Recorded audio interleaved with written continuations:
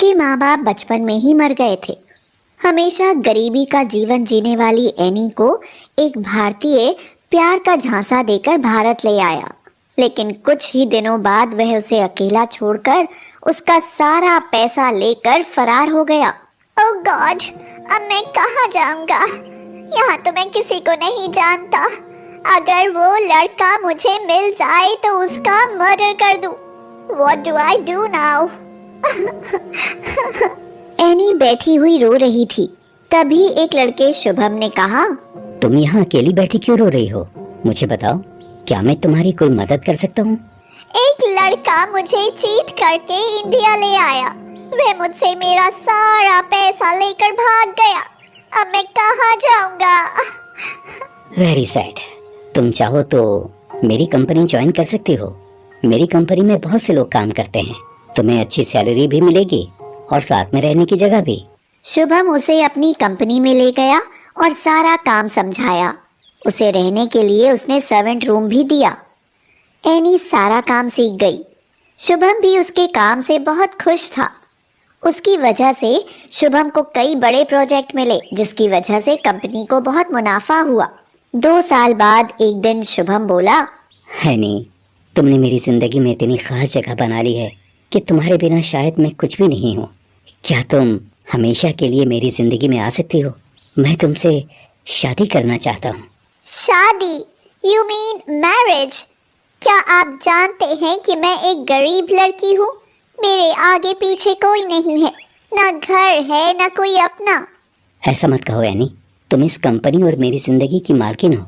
और रही बात घर की, मेरा घर इतना बड़ा है कि तुम सोच भी नहीं सकती। पूरे 50 यानी 50 रूम्स हैं हमारे घर में। Oh my God, 50 rooms! Shubham और एनी ने बिना किसी तामझाम के मंदिर में शादी कर ली। एनी दुल्हन बनकर जब ससुराल गई, उसे देखते ही शुभम की माँ रत्ना का पारा चढ़ गया। वह गुस्से से बोली, ये दुल्हन बनाकर कौन परकटी ले आए हो शुभम बेटा? माँ, ये एनी है, हमारी कंपनी की मैनेजर। हम दोनों एक दूसरे को बहुत प्यार करते हैं, इसलिए हमने शादी कर ली है। क्या कहा? प्यार करते हो? प्यार तो तुम अपनी टॉमी से भी करते हो, तो क्या सबसे शादी करोगे? ये क्या कह रही हो माँ? वो कोई इंसान थोड़ी है। तो ये कहाँ से इंसान लग रही है? ये ऊंचे नीचे कपड़े, ये सूट बूट, कहाँ से बहू लग रही है ये? जाओ, मैं नहीं मानती इसे अपनी बहू। हाँ सासू माँ, प्लीज, आप एंग्री क्यों होता है? मैं आपको कभी शिकायत का मौका नहीं दूंगा। हे भगवान, मेरे कैसे कर्म फूट गए। अब ये क्या ऐसे बोला करेगी? जल्दी अंदर आ जाओ। किसी ने तुम्हें बाहर ऐसे बोलते सुन लिया तो मेरी तो नाक ही कट जाएगी। एनी अपनी नाराज सास के साथ अंदर आ गई। शुभम का घर देखते ही वह हैरान हो गई और बोली, शुभम, इतना बड़ा घर मैंने कभी नहीं देखा। मैं तो इसमें खो ही जाऊंगा। रात गुजर गई। सुबह सुबह रत्ना चिल्लाई, बहू, हमारे घर में 12 बजे तक नहीं सोते। उठो, आज पहला दिन है। उठकर जल्दी नहा धो लो, रसोई में आ जाओ। कुछ मीठा बनाकर शगुन कर दो। ओह माय गॉड, आँख ही नहीं खुली। शुभम सो रहे हैं, किससे पूछूं? अब न जाने बाथरूम किधर मिलेगा, कहीं मैं खो ना जाऊं। जब तक वह कपड़े निकाल रही थी, शुभम उठकर बाहर जा चुका था।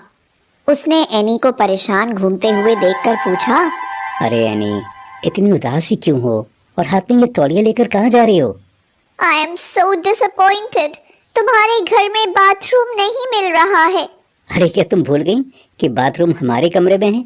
और अब हमारा कमरा किधर है? चलो मेरे साथ, मैं बताता हूँ। अभी कमरे से बाहर आई और अभी भूल गई। कुछ देर बाद रत्ना की फिर आवाज आई, बहू कहाँ हो? जल्दी रसोई में आ जाओ।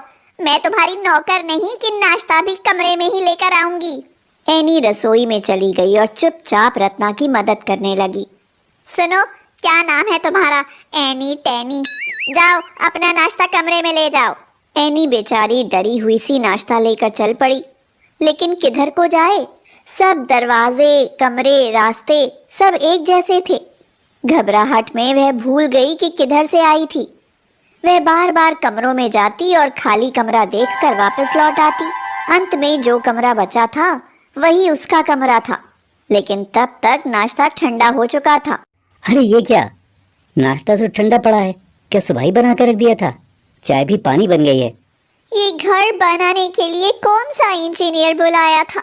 50 रूम्स और सेम डिजाइन, सेम लोकेशन। आप लोग अपना कमरा कैसे पहचान लेते हैं?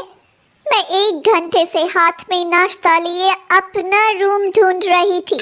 मैं थक भी गई। पीछे से रत्ना आकर बोली, क्यों, तुम्हारा घर नहीं था? अपना घर कैसे पहचानती थी?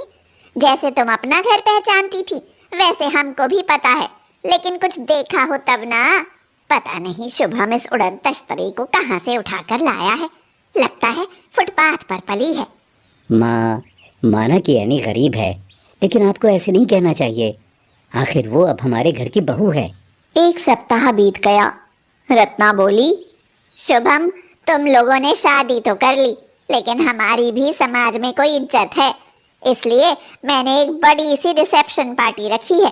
सारी तैयारियां तुम दोनों को ही करनी है। हाँ। एनी सोचने लगी, क्यों ना मैं हर एक कमरे की डेकोरेशन अलग तरीके से करूं, जिससे मुझे अपने कमरे की पहचान हो जाएगी।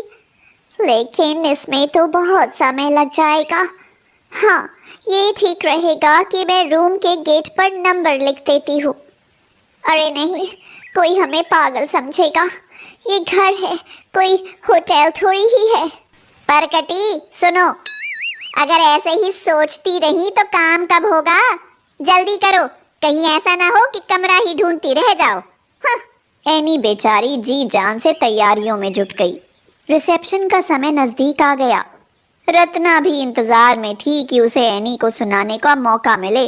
बहू, तैयारियां तो बहुत अच्छी हो गई, अब जाकर तैयार हो जाओ।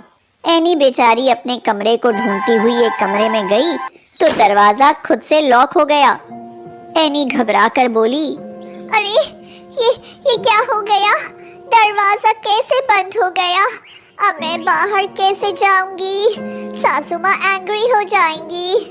एनी घबराहट के मारे बेहोश हो गई। बाहर रत्ना शोर मचाने लगी, कमरे में नहीं तो कहाँ गई? मुझे तो लगता है कि कहीं हमारा पैसा लेकर भाग तो नहीं गई। माँ, एनी गरीब बेशक है, मगर चोर नहीं है। किसी दूसरे कमरे में तैयार हो रही होगी। अरे जाकर देख लो, कहीं ऐसा ना हो कि वह अपना कमरा ही ढूंढती फिर रही हो।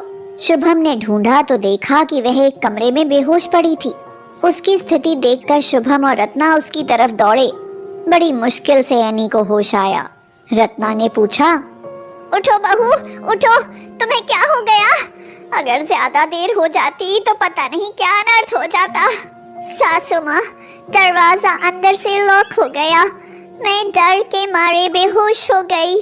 सास हूँ, बेशक तुमसे नाराज हूँ, लेकिन इसका मतलब ये नहीं कि तुम्हें इतना डराऊं कि तुम्हें कुछ हो जाए। मैं आज ही 50 कमरों के दरवाजे पर 50 तरह के रंग करा देती हूँ, ताकि तुम्हें कोई परेशानी ना हो। अगर कुछ हो जाता तो मैं अपने बेटे से कैसे नजर मिलाती कि मेरी बहू को मेरे डर से कुछ हो गया। सासू mom, really you are my real mother. ये क्या कह रही है शुभम? माँ, ये कह रही है कि आप सच में उसकी सगी माँ हो। ये भी तो मेरी बेटी है। चलो अभी मुझे बहू को तैयार भी करना है, कहीं ये फिर से ना खो जाए। उसके बाद रत्ना ने हर एक कमरा अलग अलग रंग में रंग दिया। अब गरीब बहू 50 कमरे वाले ससुराल में बहुत खुश रहती थी।